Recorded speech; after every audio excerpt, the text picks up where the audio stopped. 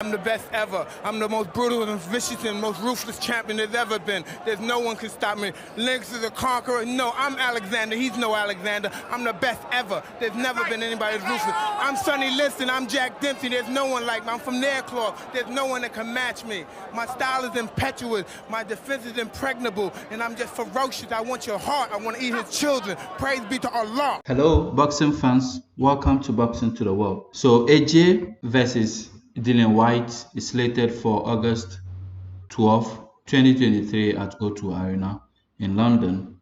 And today they had their first press conference. And I think the press conference was very awesome. We saw both fighters, even though we know both Dillian and Anthony Joshua have this kind of rivalry when it comes to heavyweight boxing. But they made it look as if it was all love and nothing like rivalry. But I think deep down they know that there's a serious rivalry undertone behind all the public gimmick that they want we the fans to believe is what is happening. So what do I take out from this press conference? I think both fighters are fired up for this fight. They both know that this is a very defining moment for them in their career, and any of them that loses this fight is going to be very dire to his career.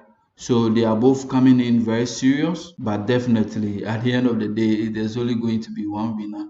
I don't see this fight becoming a draw. There's going to be one winner at the end of it. So in case of Dillian made mention that, well, for both of them, he believes they are both chasing improvements and they are more skillful now, and there's still that hunger there, even though they have both lost 3 fights.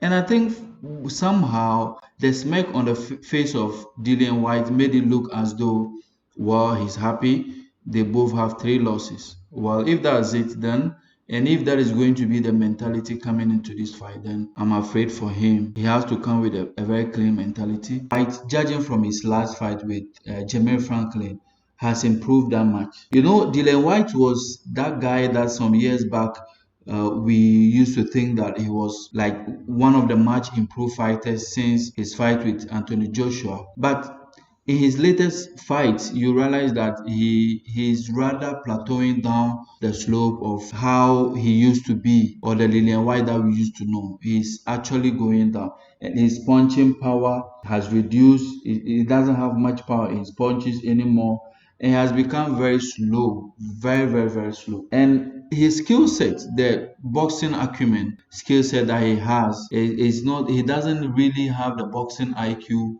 that will make him win against any of the top heavyweight boxers. We saw him against Tyson Fury, where he underdelivered. He actually underdelivered. I was expecting Dillian Whyte to come out switched on, but he just gave the fight away to Tyson Fury, and Tyson Fury won. And this one thing about Dillian Whyte, which is his uppercut syndrome, if I should call it that way, his uppercut, he's so susceptible to be knocked down by any form of uppercuts. And if you look at all his fights, the fights that he lost, all the 3 fights that he lost, he was knocked down with uppercuts, right? The first experience was with Anthony Joshua, and then Pevekian gave him that uppercut, even though he was winning that fight. And eventually he avenged that loss in the rematch. And then again, we saw it against Tyson Fury. So it's like he has an uppercut curse on him. So and Anthony Joshua is one of those guys who can give you that uppercut. So he should be worried of that uppercut. If he lands, then it was going to be a good night for him. Now, on the side of AJ, I think he has lost that fire, the fire that he used to have when he met Dillian Whyte, that he wasn't afraid of taking punches. He was just steamrolling Dillian Whyte, moving, even though punches were coming left, right, center. He was just advancing forward, and then at the end got the W. He's no more that Anthony Joshua. He fights very cautious now, even though he still has the power, but he fails to commit when the chances are there. Or should I say, he fails to identify or recognize when he should bring an onslaught and push for a knockout in his fight. So this is something that, so this fight, I'm not looking at a knockout. It may not be a knockout.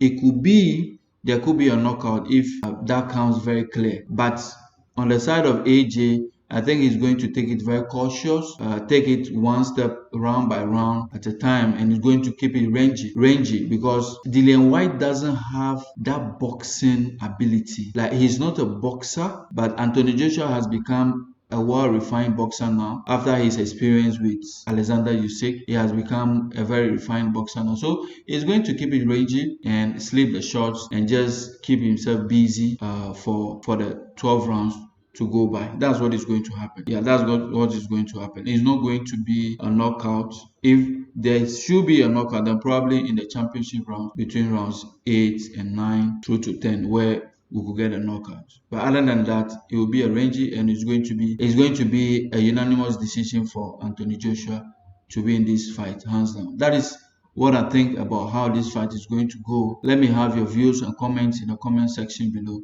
and remember to subscribe to my channel. Thank you. I'm the best ever. I'm the most brutal and vicious and most ruthless champion there's ever been. There's no one can stop me. Lynx is a conqueror. No, I'm Alexander. He's no Alexander. I'm the best ever. There's never been anybody as ruthless. I'm Sonny Liston. I'm Jack Dempsey. There's no one like me. I'm from Nairclaw. There's no one that can match me. My style is impetuous. My defense is impregnable. And I'm just ferocious. I want your heart. I want to eat his children. Praise be to Allah.